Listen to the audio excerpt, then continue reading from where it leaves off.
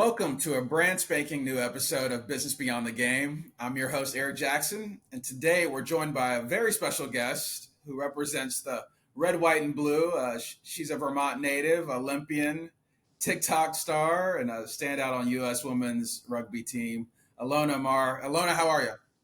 I'm great. I am excited to be here and talk a little bit more about maybe, not just the sports side of it, the other sides of rugby. Absolutely, for sure. I would appreciate you joining the program. Before we get into everything, I'm curious Alona, when people say when people say you're rugby's most exciting player, how does that make you feel? It's interesting because I'm like, what does that mean? Exciting player on the field. I think it's more of an all around player. I think I'm rugby's most exciting all around player, because on the field I do some cool stuff, but there's just so many other athletes like that I can think of. Michaela Blige, Charlie Kasich, who do such exciting things on the field. I think what maybe sets me apart is just the personality that I bring to the game outside of the field that's like exciting for people to see this other look at an athlete. Right. No, absolutely, for sure. And, I was just going to ask you about that. Obviously, instead of just on the field, you have another vehicle you use to show off your personality, being social media. And, from your perspective, how have you used your social media presence on TikTok and other platforms to, open up business and marketing opportunities off the pitch, you would say? Well, I think it's just important to have those tools because as a female athlete in rugby, there's not a lot of money in our sport. And so, there's so many people who want to play the sport and want to make this their career, but it's not possible with what you get paid. So you almost have to rely on some other source of income. And I've now created this source of income through social media, whether it's through like videos, sponsored posts. But I've seen the value in having a social media presence and what it can do for me so that I can play the sport comfortably. So it's definitely a second job, social media, but I love what it can afford me. Yeah, no, definitely. Was that the genesis for expanding your social media presence, or was that just kind of the beginning of just having fun? And when did it evolve into more than that, I guess? Well, I think I always did social media, not ever thinking. Well, I did the TikTok starting a little before the Olympics. Didn't ever think anything of it, but I think all of us rugby players at least try to do social media in some way because we know that that's the only way that people want to sponsor us, but we've never figured out how. So I was doing social media for a little bit just for fun, just to get myself out there to hopefully get maybe a sponsorship deal, but knowing it'd be very hard to get my sport out there to get more eyes on it. But it wasn't until like the Olympics and after the Olympics, I got all these followers at the Olympics and I started to see it. And then I started to see like these emails come in of brands like, hey, we'll give you this for this. And I realized, oh, wow, there's money in this to be made. There's money in these stupid, fun little videos I make on TikTok, 15 seconds of, me being weird. There's value in it. I think I saw it and I think my team saw it. I just remember it used to be like, oh, look at Alona doing her TikToks again. And then it turned into, oh, let Alona do her TicToks. Like, oh, Alona's doing her TikToks. Right. It's a business. Right. No, I love that. It's like a change in attitude, right? I love that. And I'm sure a good number of your followers weren't particularly rugby fans before you caught their attention. What do you think about this new age of just Olympic athletes leveraging their popularity profile to draw more attention, not just to their personal brands, but their sports overall? I think it's really smart because that's where your next generation of athletes is. Your next generation of athletes is on TikTok, is scrolling through, seeing that. So, I mean, if they can see one video of mine and look at me playing rugby and they're like, okay, what's this? Let me check that out. So I think it's really important to use that to leverage your sport. Actually, most of my followers aren't, I would even say, rugby players. Like a lot of my followers are female rowers, are volleyball players, even field hockey players. Like it's all very different. So it's kind of cool to see that my fan base isn't just rugby because I think, I'm not trying to just appeal to the rugby audience because we have them. They're in rugby. They know it. We're good. We need to appeal to the masses, to outside of rugby. And I think that social media is what's going to do that for us.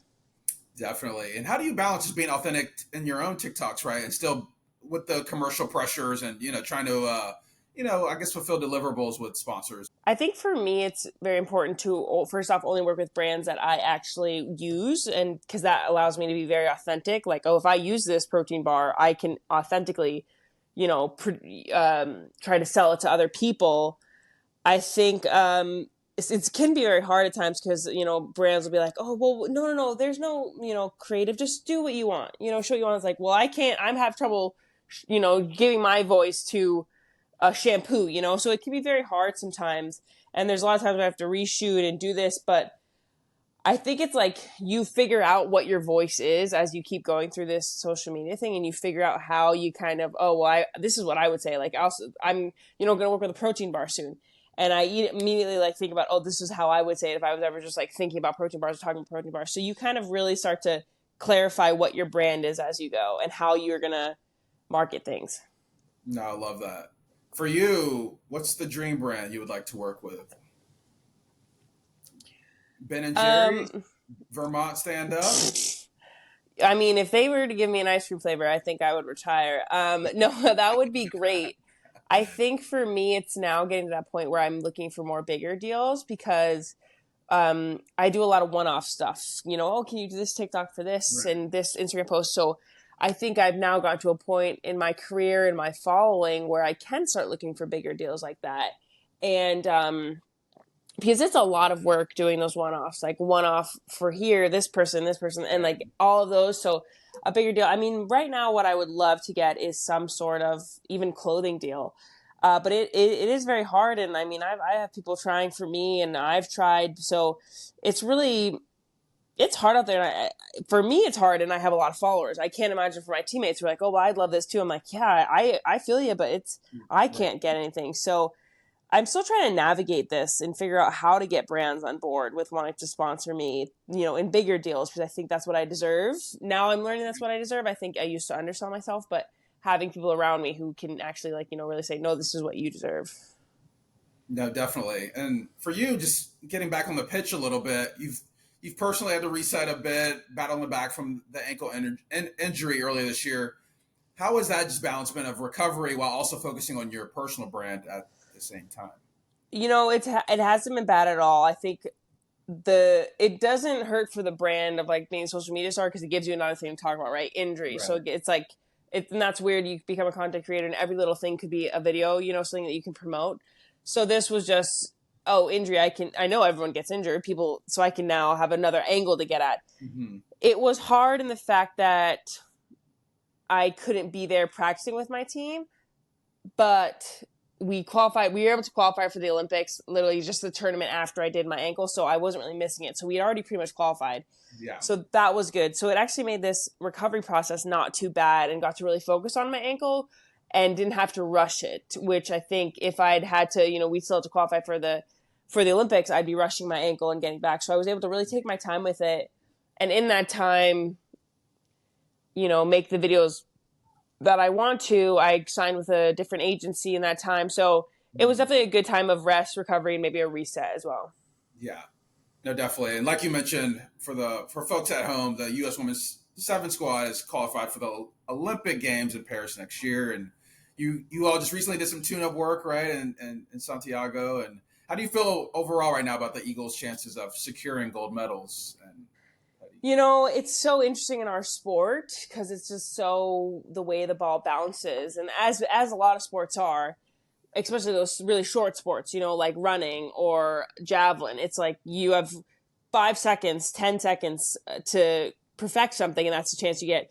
So I think our chances are good. We went to a tournament in Fiji with some really good teams there, like New Zealand, Australia, Fiji, France, and we played really well. And I think, we didn't win every game, but it kind of saw where you were, because sometimes when you train so much, you're like, well, we could be good, we could be bad. So it's good to kind of get that test out there. So I feel very positive, but I think what also has been interesting to see is that every team has now really improved. So it used to be, even like 3 years ago, there was your top teams, right? You're like 4 or 5 top teams that were like, these were your competitors. Then everybody else you pretty much could handle. Right. But nowadays, I mean, Ireland, Fiji, everybody is a competitor. So it's really whatever pool you're in, it's like you never see, oh, okay, we have them in our pool. It's kind of like, man, we got them in our pool, which is very exciting for the women's game.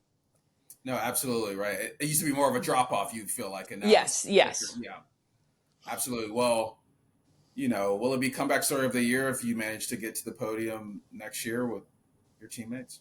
I don't know if comeback, because I think, maybe, personally comeback. Yeah. I didn't really miss too much for it to be really a comeback. And it's in seventh, it's such a moving game. Like, if somebody's out, somebody's in. So Right. I Right. think that this one will be a little bit of a comeback tournament, but I think I'm interested to see what happens and to see how I hold up in Dubai, because we go to Dubai and Cape Town soon to play. I've played 2 tournaments since my ankle injury, but I'm excited to actually like be in a full-fledged, this tournament means something. And it feels good. You're 100%. You're Yeah, modern medicine is a wonderful thing. absolutely. Little future goals here as we wind down. I know your mother is a nurse and you study nursing in college. Are you still interested in pursuing the medical field, or has the media success in recent years made you consider a broader career in entertainment?